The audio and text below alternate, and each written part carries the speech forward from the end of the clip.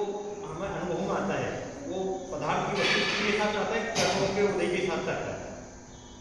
जैसे कठोर काम कर्म का उदय रहता है तो भी मुलायम वस्तु भी कठोर लगती है।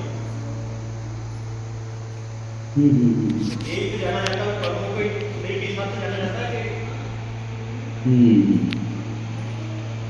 कि ये मतलब होता है जानने योग्य वस्तु, जो जानता है वह ज्ञान है। कोई वस्तु कई बार हमारे कर्म के उदय से भी हमको अपनी भी जानने में आ सकती है। किसी जब बुखार चढ़ा हो मलेरिया तो मीठा भी कड़वा लगता है ना।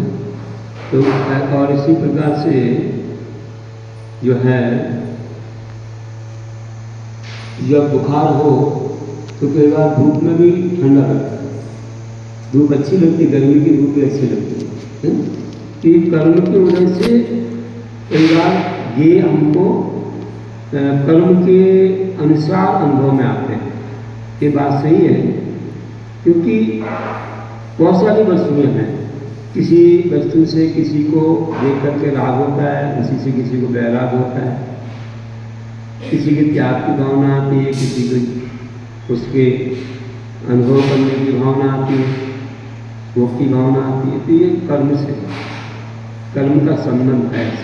तो सामान्य रूप से पूछा जाए तो वस्तु का जो स्वभाव अपन चाहते हैं, खट्टा मीठा कसाला चरपरा आदि, खट्टा मीठा कड़वा कसाला चरपरा, ये है कहीं ठंडा गरम, रूखा चिकना हल्का भारी कठोर नरम, है ना। और ऐसे काला नीला पीला सफेद, ऐसे ही सुगंध दुर्गंध या सारे नामक कादानी, ये सभी पंचेंद्रिय के विषयों के ये भेद है, मतलब विषय के होते हैं। तो ये अपने स्वभाव के अनुरूप ही हमें अनुभव में आना चाहिए। लेकिन उसके साथ कर्म हमारा जब उससे जुड़ा हुआ रहता है या समान रहता है कि जैसा है वह और वैसे ही हमको अनुभव योग्य कर्म है, तो सही है, नहीं तो फिर हाँ सही है, ठीक है।